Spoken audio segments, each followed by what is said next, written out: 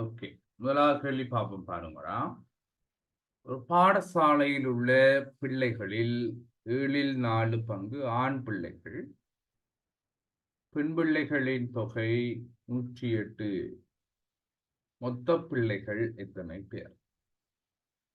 அப்போ ஒரு பாடசாலையில் உள்ள பிள்ளைகள் மொத்த பேரையும் என்ன செய்யணும் என்றால் 7 பிரிக்கணும்.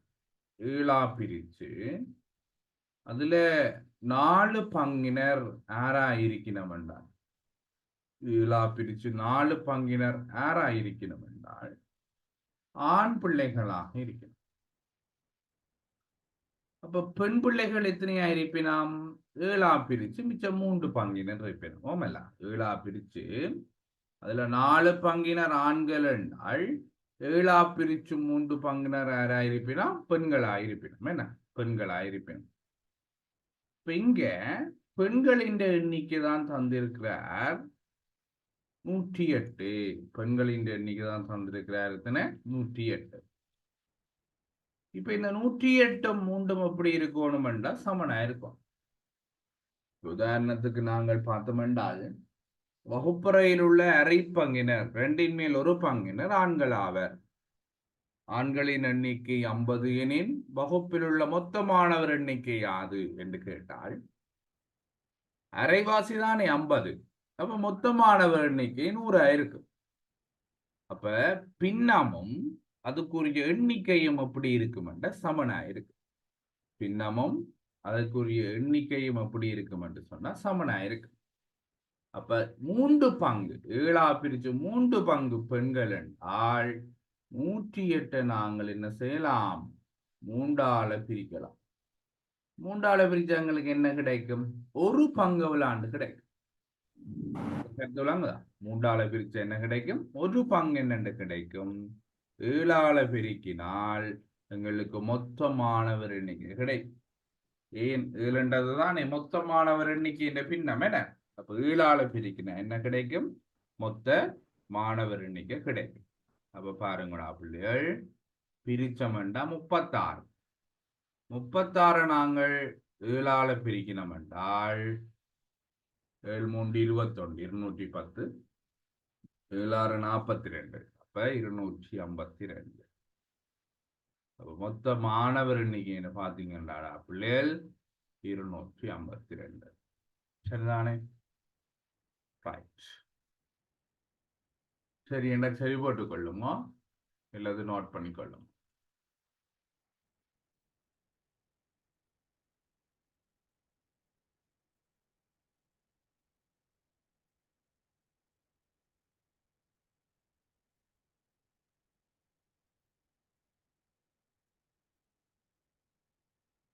சரி, அடுத்த கேள்வி போவோம்.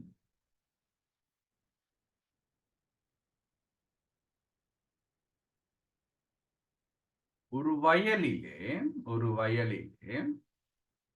ஒரு நாள் 1/3 பங்கு உழப்பட்டது. அடுத்த நாள் 1/6 பங்கு உழப்பட்டது. 3ஆம் நாள் 4/1 பங்கு உழப்படுகிறது. எஞ்சி இருப்பது யாது? இதுல எங்களுக்கு குழப்பம் இல்லை. என்ன செய்யணும்? 3 நாள் உழப்பட்டதையும் கூட்டோம். கூட்டி போட்டு மொத்த அளவிலிருந்து என்ன செய்யணும்டா பிள்ளைகள்? கழிக்கணும். என்ன? அப்ப எங்களுக்கு பின்னங்களை பொறுத்த வரைக்கும் மொத்தம் என்று நாங்கள் எடுக்கிறது 1 முழுசா இருக்கும். 1 இருக்கு. அது அது அது காசா இருக்கலாம், இல்லது ஒரு காணியா இருக்கலாம். என்னவா இருந்தாலும் பிரிக்க முன்னம், பின்னங்களாக பிரிக்க முன்னம் இருக்கிற ஆரம்ப தொகை முழு பின்னம் 1 என்று நாங்கள் எடுப்போம். அப்ப முதல் நாள் எவ்வளவாம்? 3 மேல் 1. 2ஆம் நாள் எவ்வளவாம்? 6 மேல் 1. 3ஆம் நாள் எவ்வளவாம்? 4 மேல் 1. எல்லாத்தையும் கூட்டிட்டோம் என்றால் முதல் 3 நாட்களும் உழப்பட்ட காணியின் பகுதி எங்களுக்கு கிடைக்கும். அப்ப இதை எப்படி கூட்டலாம்? அபிலாஷ் சொல்லுங்க, எப்படி கூட்டலாம்? சார் சமவெளி பின்னமாக்கினா 24 வரும் சார். முதலாவதுக்கு 24 மேல் 8, இரண்டாவதுக்கு 24 மேல் 4, மூன்றாவதுக்கு 24 மேல் 6, மூன்றையும் கூட்டினா மொத்த விட 24 மேல் 18 வரும். பிறகு அதை சுருக்கி 12 மேல் 9 வரும். அதையும் சுருக்கினா 4 மேல் 3 வரும். ஓகே, அப்ப பாப்போம் பிள்ளைகள். இந்த பின்னங்களின் பகுதி எண்களுக்குரிய போமாசி என்று நாங்கள் சொல்லுவோம். என்ன போமாசி என்றா பொதுவா போடக்கூடியது. அப்ப 3, 6, 4க்கு பொதுவா போடக்கூடியது 12, 3, 4, 12, 6, 2, 12, 3, 12. வழங்கிட்டா. அப்ப 3 பேருக்கும் பொதுவா போடக்கூடிய மிகச்சிறிய இலக்கத்தை தான் நாங்கள் போமாசி என்று சொல்லுவோம். அப்படி போடக்கூடிய இலக்கம் 12. 24 போட்டு நாங்கள் பிற கடைசியில் எளிய பின்னமாக்கலாம். அதுல குழப்பம் இல்லை. அப்ப பாருங்க, 3, 12. அப்ப மேலையும் 4ஆல பெருக்கணும். அப்பதான் எங்களுக்கு சமவெளி பின்னங்கள் வருவார். அப்ப நாங்கள் 3 மேல் 1 என்று போடுறதும் 12 மேல் 4 என்று போடுறதும் சமன் தான். அதான் சமவெளி பின்னம். அடுத்தது பாருங்க, 6, 2, 12. அப்ப மேல நாங்க பெருக்குவோம். 2, 2. அடுத்தது சக 3, 12.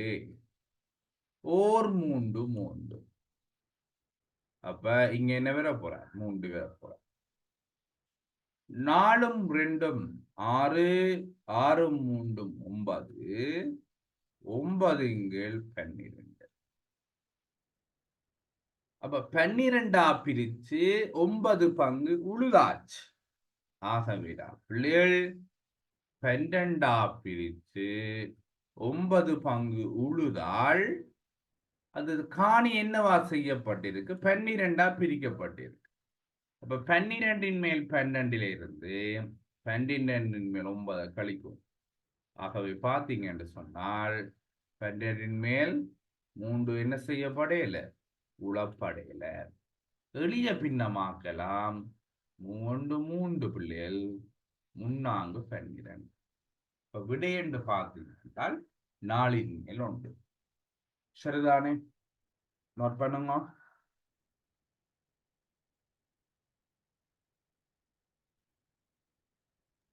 Sir doubt. சொல்லுங்க சார் 4 மேல் 1 கொடுக்கறதுக்கு 12 மேல் 3 போட்டா பிரச்சனை இல்லை. இங்க எளிய பின்னம் என்றதை நாங்கள் அவ கேட்கல. எளிய பின்னமாக்கு கொண்டது கேட்கல. ஆகவே 12 மேல் 3 என்று நாங்கள் கொடுக்கலாம். ஆனா எங்களுக்கு எளிய பின்னம் வாங்கக்கூடிய வாய்ப்பு இருந்தால் நாங்கள் எளிய பின்னம் வாங்கி கொடுக்கிறது நல்லா. சரிதானே? Okay sir, thank you sir. Okay.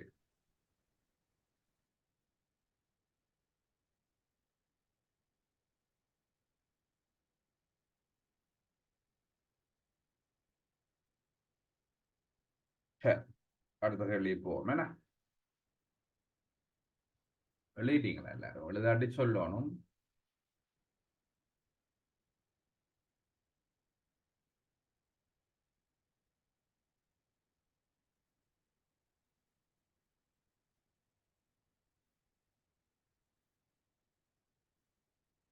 Okay.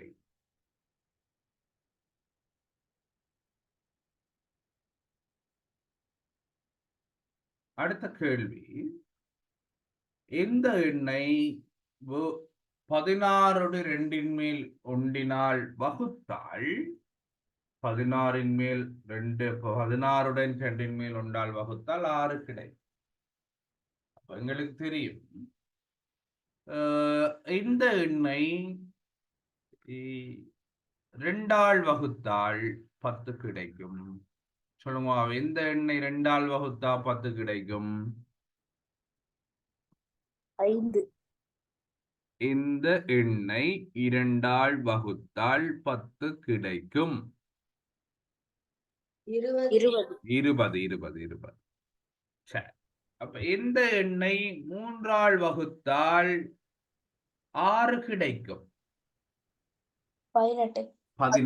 18. அப்ப எங்களுக்கு தெரியுது அந்த 2 பேரையும் பெருக்கணும். என்ன?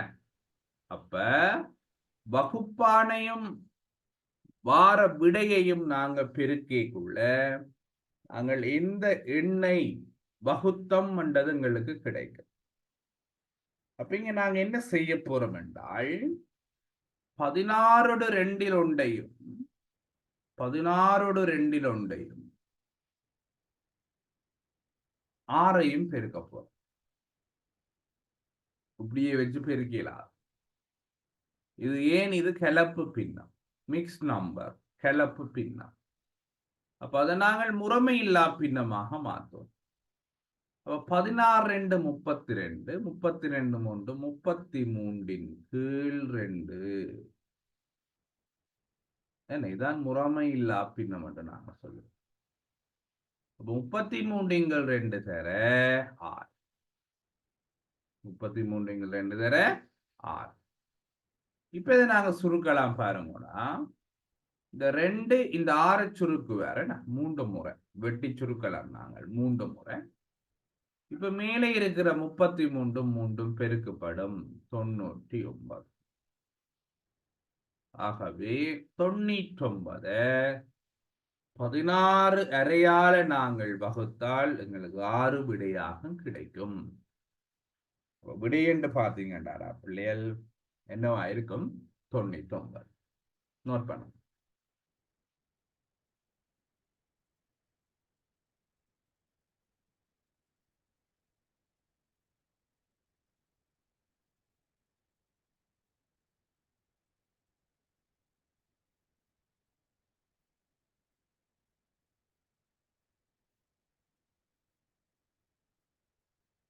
ரைட், அடுத்த கேள்விக்கு போவோம். ஏதாவது டவுட்ண்டா கேளுங்க, எழுதி முடிக்காட்டி சொல்லுங்க. என்ன? ரைட், இந்த கேள்வி இருக்க வாசிங்க எல்லாரும். விடிய காலமும் உற்சாகமா விரட்டும். எல்லாரும் வாசிங்க.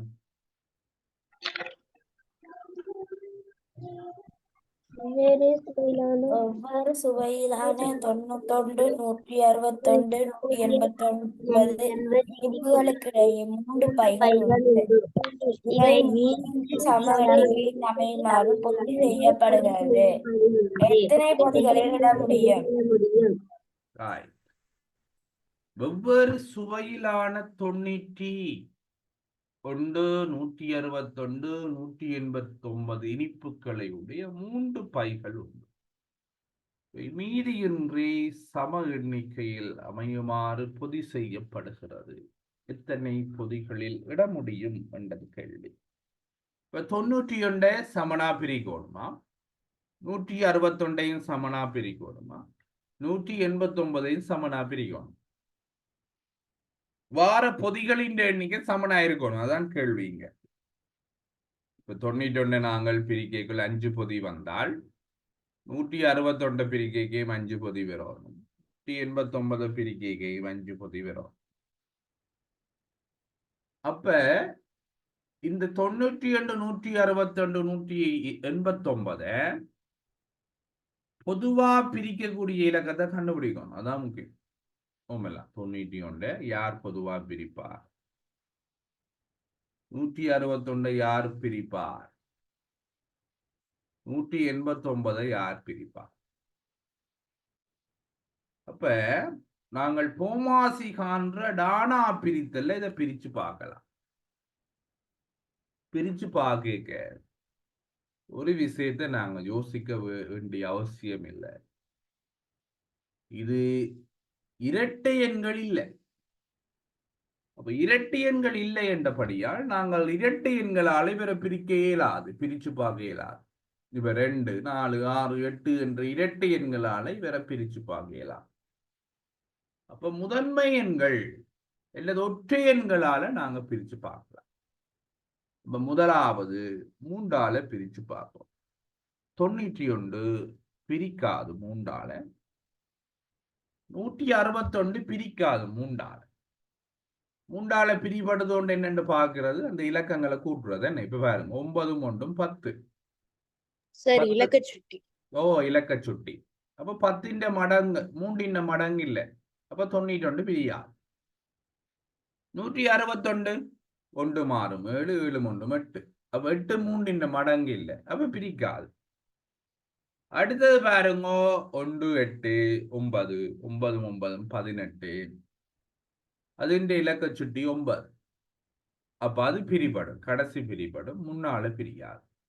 5ஆல பிரிக்க இயலாது, இரண்டு 5 இந்த மடங்குகள் இல்லை. அப்ப 5ஆல பிரிக்க இயலாது, 10ஆல பிரிக்க இயலாது, 15ஆல பிரிக்க இயலாது. அப்ப அடுத்தது இருக்கிறாருங்களுக்கு 7 7ஆல பிரிக்கலாம். 7ஆல பிரிச்சம் என்றால் இவர் 13 முறை வருவார், இவர் 23 முறை வருவார், இவர் 27 முறை வருவார். அப்ப இங்க 3 பேரையும் பிரிக்கக்கூடிய இலக்கமாறு என்று பார்த்தீங்களா பிள்ளைகள் 7.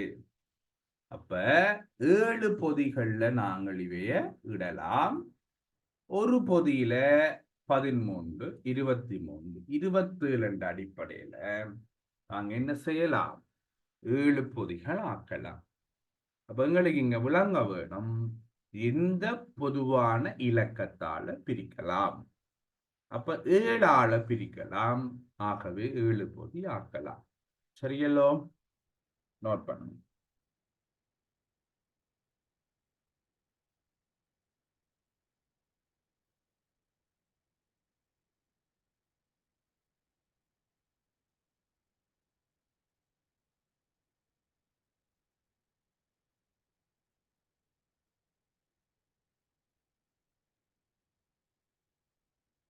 ரைட், அடுத்த கேள்விக்கு போவோம்.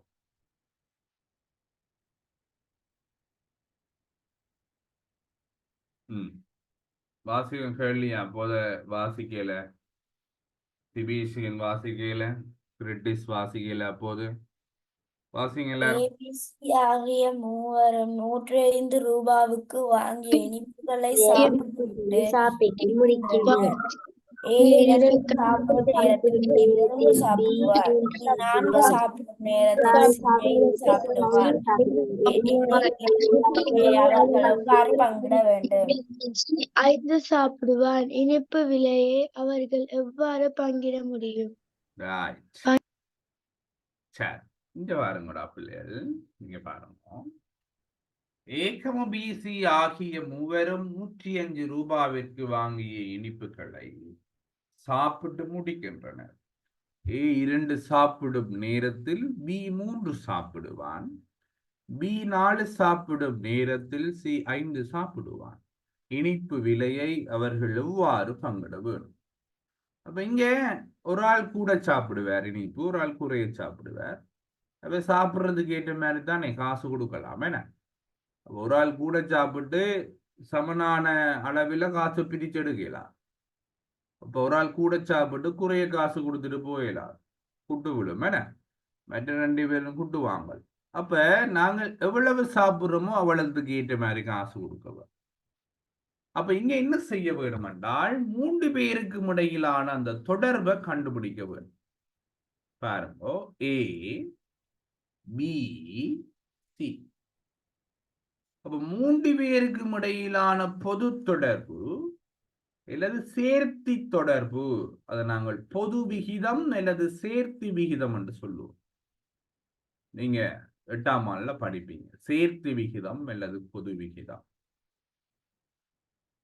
அப்ப ஏ 2 சாப்பிடும் போது பி 3 சாப்பிடுவான், பி 4 சாப்பிடும் போது சி 5 சாப்பிடும். அப்படி எழுதுவோம். அப்படியா, யாருக்கு இடையில தொடர்பு வேணுமோ அவன் பேரை அப்படி எழுதுவோம். ஏக்கு பிக்கு சி தானே. ஏ 2 ஆயிருக்கேக்க பி 3, பி 4 ஆயிருக்கேக்க சி 5. இப்ப என்ன செய்ய போறோம் என்று கவனிங்கோ. அந்த பொதுவான தொடர்பு கண்டுபிடிக்க என்ன செய்ய போறோம் என்று கவனிங்கோ. இவ 2 பேரையும் பெருக்க போறேன். ஏன் பிக்கு தான் தெரியும், என்ன பிக்கு தான் தெரியும், அங்கேயும் தெரியும், ஏயோடையும் தெரியும், பியோடையும் தெரியும். அப்ப 3 4 12 2 பேரையும் பெருக்க போறோம். அடுத்தது பாருங்கடா, இங்க 3 5ஆல பெருக்க போறேன். 3 5 15, 3 5 15. இந்த 2 4ஆல பெருக்க போறேன். 4 8. இதை நாங்க சொல்லுவோம் சிக் செக் மெத்தட். இங்க பாருங்க, இப்படி ஒரு மெத்தட்ல பெருக்கிறது. அப்ப 3 12. அப்ப இந்த மேல கிடக்குற 2 கீழே கிடக்குற 4ஆல பெருக்கணும். 4 8. மேல கிடக்குற 3ஆல கீழே கிடக்குற 5 பெருக்கணும். 3 5 15.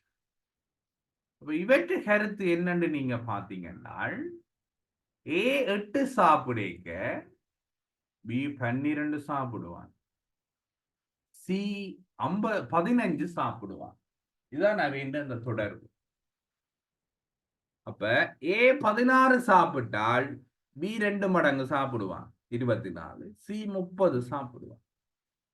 அப்ப 3 பேருக்கும் இடையிலான அந்த வேகம் என்னன்னு பாத்தீங்கன்னா இதுதான் வேகம் 8 12 15. இதுக்கு பெயர் சேர்த்து விகிதம் அல்லது பொது விகிதம். இப்ப இந்த விகிதத்துக்கு ஏற்பதான் அவ இனிப்பு சாப்பிடுவினம். இந்த விகிதத்துக்கு ஏற்பதான் அவ அந்த காசை பங்கீடு செய்யும். ஆகவே எவ்வாறு பங்கிட வேண்டும் என்றால் மொத்தமா அந்த காசு 8 12 20, 20 15 35. அப்ப அந்த காசை அவ என்ன செய்வினமடா பிள்ளைகள் 35 பிரிப்பினமடா.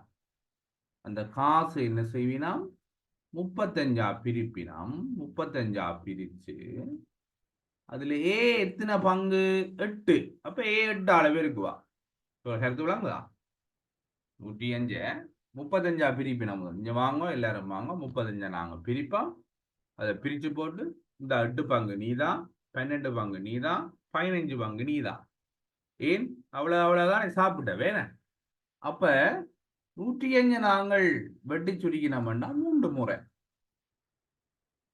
ஆகவே 8 24. அப்ப பி வரும் காசு சொல்லுங்க பாபம். ஆறாவது என்ன பி எவ்வளவு கொடுக்கணும் காசு சொல்லுங்க பாபம். பி 36. ஏன் 12 என்ன செய்யணும் 3ஆல பெருக்கணும். ஒரு பங்கு 3 தானே. 12 3 36.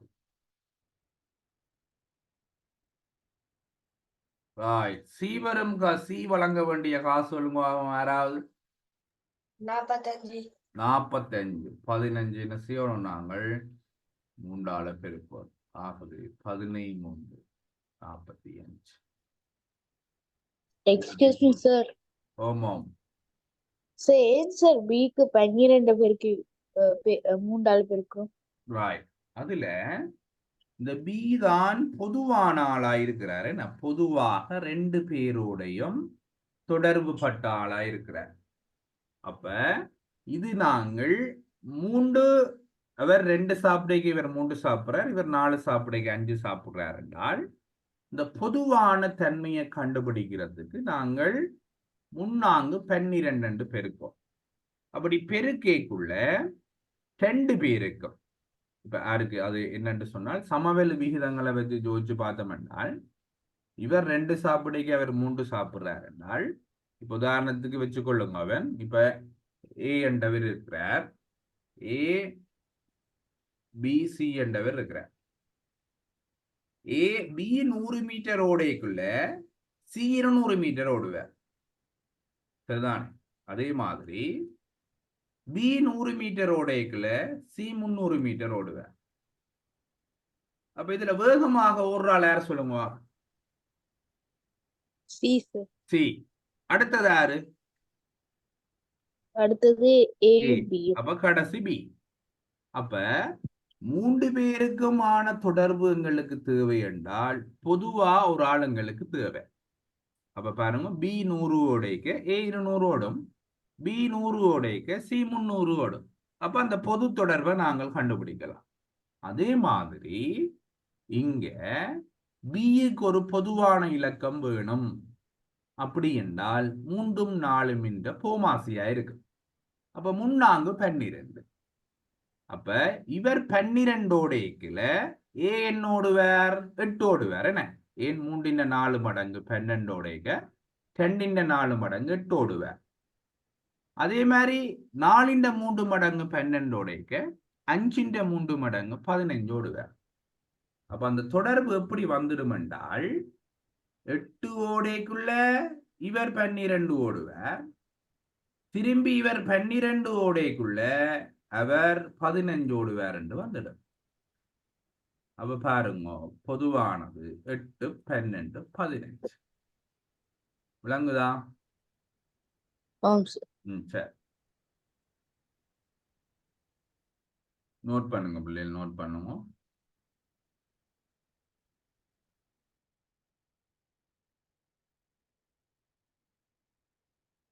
எல்லா கணக்குகளுமே செய்து பார்ப்போம். 150வது கேள்வியை நோக்கி நாங்க போய்கொண்டிருக்கிறோம். அப்ப 150 கேள்வி உங்களுக்கு தெரிஞ்சிருக்கும். 150 கேள்வி நீங்க செய்யக்கூடிய ஆற்றலோட இருக்கிறீங்கன்னா அது அது வேற லெவல் தான். அப்ப நீங்கள் செய்து செய்து பார்க்கணும், திரும்பி திரும்பி ஸ்கூல்ல கொண்டு போய் கணக்குகளை திருப்பி திருப்பி செய்து பார்க்கணும், ஃப்ரீ டைம் வேஸ்ட் பண்ணாம. அப்பதான் ஒரு நல்ல டார்கெட்டை நீங்க அடையலாம். ரைட், அடுத்த கேள்விக்கு போகும்.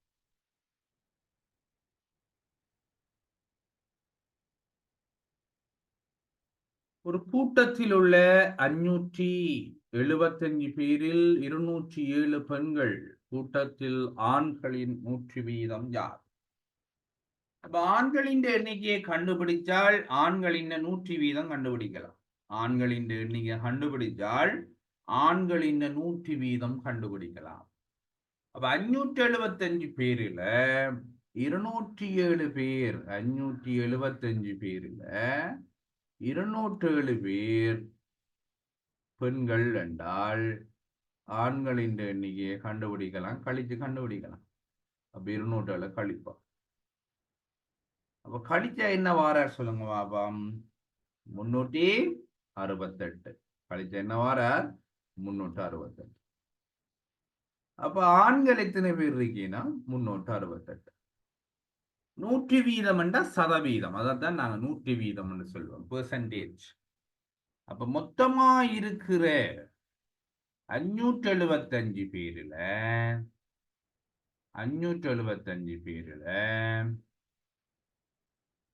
368 பேர் ஆண்கள். கேள்வி என்னென்று பார்த்தீங்கன்றால் 100 பேரில் எவ்வளவு ஆண்கள்? இப்ப தர 100.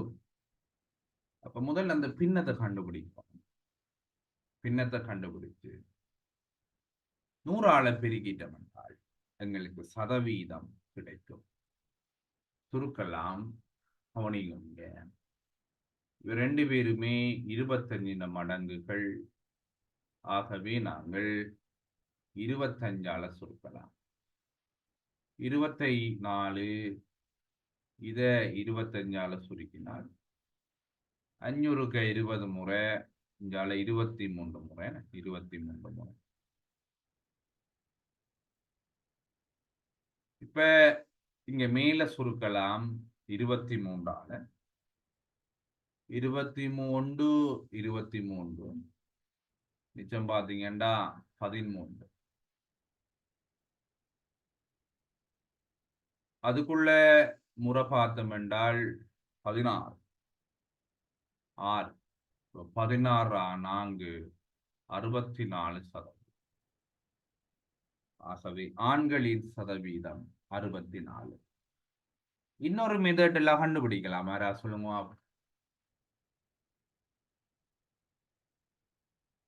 யாரா சொல்லுங்க என்னண்டு?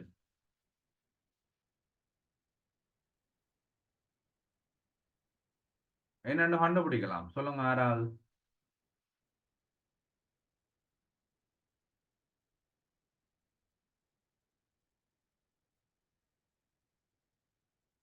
ஹலோ பாய்ஸ், என்னன்னு கண்டுபிடிக்கலாம்? யாராவது? கிரிட்டிஸ், திபேத் சிகன், அபிலாஷ், ரெட் பி, என்னன்னு கண்டுபிடிக்கலாம்?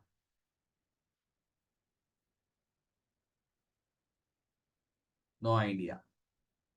பெண்களின் சதவீதத்தை கண்டுபிடிக்கலாம் தானே நேரடியா. 575 மேல் சொல்லுங்க பாப்போம், என்னென்று எழுதுவேன்? ஹலோ 575 மேல் 207 அதான் 100 இருக்கும். ரைட், அதை 100ஆல பெருக்கணும். 100ஆல பெருக்கணும். அப்ப இதை சுருக்கினால் 575 100 25 பிரிப்படும். ரைட், 23. 207க்கு 23 9 முறை. 9 36. அப்ப 100 பேர்ல 36 வீதம் பெண்கள் என்றால் 100ல இருந்து 36 ஆண்களோட சதவீதமா இருக்கும். 64 ஆண்களின் சதவீதமாக இருக்கு. ரைட், நோட் பண்ணுங்க. 2 மெதட்டை நோட் பண்ணி விடுங்க இருக்கா.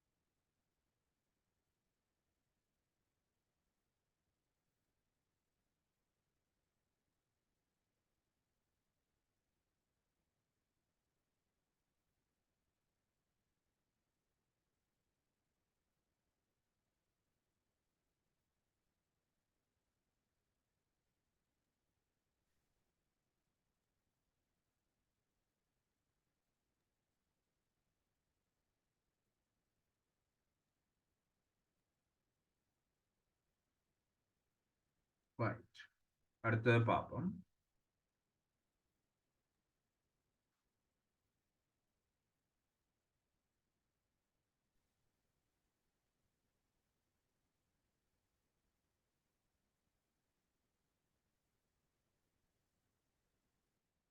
அடுத்த கேள்வியை வாசிங்க பாப்போம் எல்லாரும்.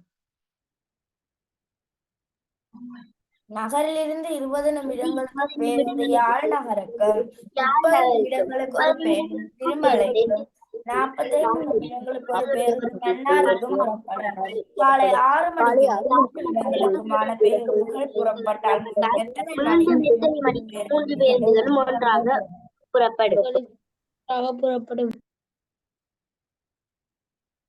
ரைட், இப்ப நகரில் இருந்து ஒரு நகரில் இருந்து 20 நிமிடங்களுக்கு ஒரு முறை பேருந்து யாழ் நகருக்கும் 30 நிமிடங்களுக்கு ஒரு முறை பேருந்து திருமலைக்கும் 45 நிமிடங்களுக்கு ஒரு முறை பேருந்து மன்னாருக்கும் புறப்படும். 6 மணிக்கு 3 இடங்களுக்குமான பேருந்துகள் புறப்பட்டால் எத்தனை மணிக்கு 3 பேருந்துகளும் ஒன்றாக புறப்படும்? மீண்டும் எத்தனை மணிக்கு? இது போமாசி. Very good. அப்ப என்ன செய்யணும்? 3 பேருக்குமான போமாசி கண்டுபிடிக்கணும். என்ன, பொதுவான நேரத்துல தான், நேர இடைவெளியில தான் புறப்படும். என்ன, பொதுவான நேர இடைவெளியில. அப்ப 3 பேருமே ஒரே நேரத்துல புறப்படாட்டி வாய்ப்பில்லை. அப்ப 3 பேரும் ஒருக்கா புறப்பட்டால், சேர்ந்து புறப்பட்டால் மீண்டும் போமாசிக்கு திரும்பி சேர்ந்து புறப்படுவினான். அப்ப 20, 45, 30க்கான போமாசியை கண்டுபிடிப்போம். 20, 45, 30க்கான போமாசி நாங்கள் டானா பிரித்தல்ல கண்டுபிடிக்கலாம். 20, 45, அடுத்தது 30.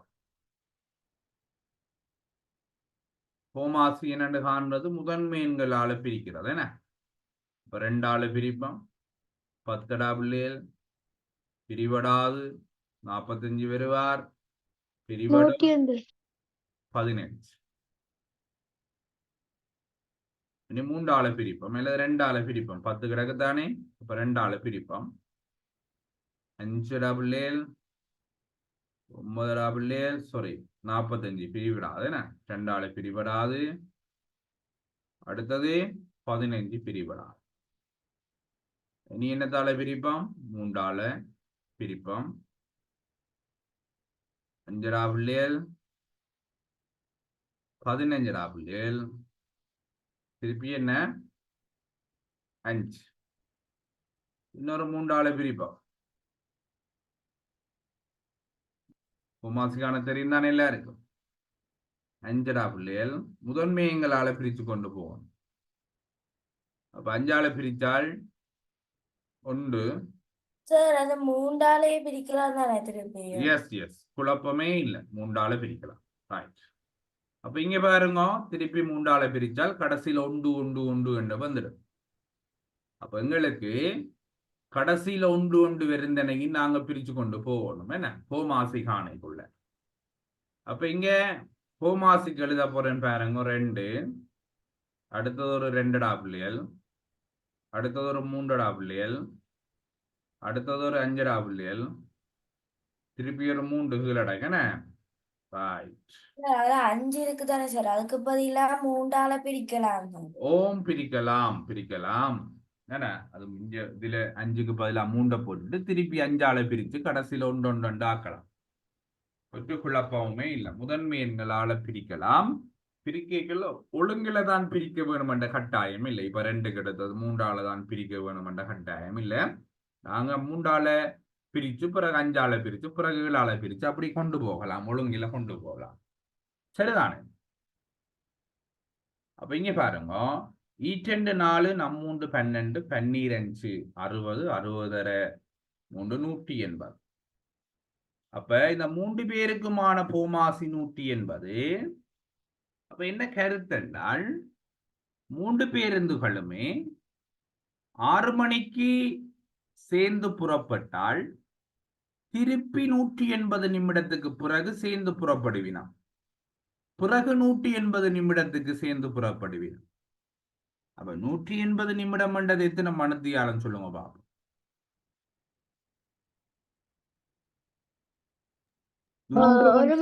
மூன்று மணித்தியாலம். 3 மணித்தியாலம்.